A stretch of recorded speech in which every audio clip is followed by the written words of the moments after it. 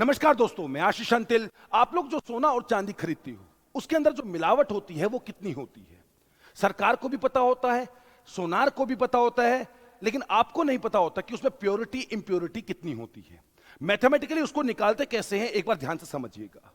आप जानते हो गोल्ड वो 24 कैरेट का होता है। 24 कैरेट बहुत ही प्योर होता है, जिससे ज्वेलरी बनाना लगभग बहुत मुश्किल हो जाता है, क्योंकि वो बहुत ज्यादा सॉफ्ट हो जाता है।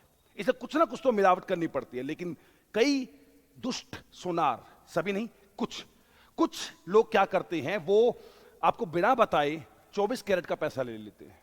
तो एक बार हिसाब लगाना, ये होता कैसे है सारा चीज। मान लो 22 कैरेट का गोल्ड आपको दिया गया है और मैक्सिमम कितना होता है 24 कैरेट, तो डिवाइड करो 24 से, ये लो 916। और वैसे क्योंकि परसेंटेज में निकालते हैं तो वैसे इतना भी चल सकता है, अगर आप इतना करोगे तो 3 डिजिट उठा लो 916।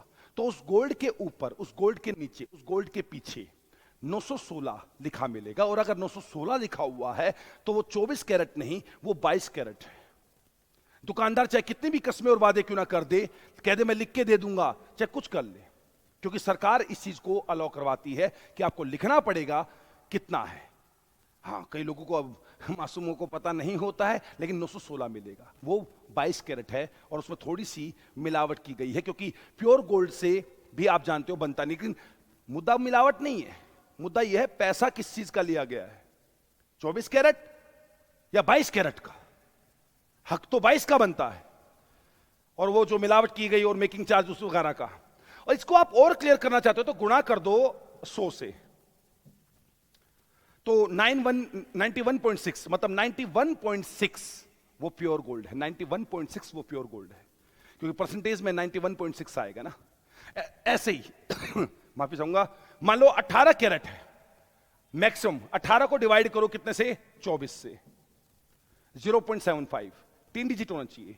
75 के पीछे क्या लगा दो, 0 लगा दो, 750। अगर आपके गोल्ड के पीछे आगे ऊपर नीचे कहीं पर भी 750 लिखा हुआ है, या फिर कोई आपका दोस्त कह रहा है देख 50 तोला, 50 तोला, अरे ये तो बता दे वो तोला 50 तोले वो कितने प्योर है। क्योंकि प्योरिटी जितनी कम होगी गोल्ड की, रेट उतना कम होता चला जाएगा, है ना। वो 0.75 यानी वो 18 कैरेट है, वो 24 कैरेट है ही नहीं। अब कहने दो उसको 50 तोला, तोला खैर अलग चीज होती है।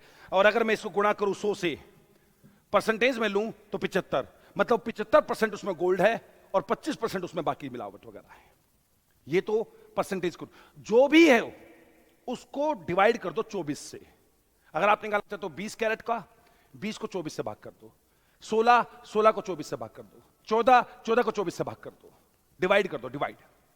दूध का दूध, पानी का पानी हो जाएगा, आपको पता चल जाएगा उसमें कितना परसेंटेज क्या है। अब ये तो रही एक बात, और दूसरी बात जो बचती है वो ये बचती है, उस पर साइन। एक ये हॉलमार्क का साइन होगा जिस पर मानक होगा, एक प्रॉपर तरीके से लिखा होगा, पथ प्रदर्शक, है ना। BIS का जो साइन होता है, ब्यूरो ऑफ इंडियन स्टैंडर्ड का साइन होता है, ये लोगो हो मिलेगा।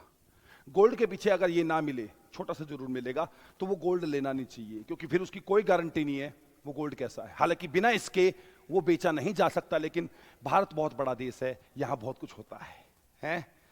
उसके ऊपर कुछ ऐसे नंबर भी मिल सकते हैं।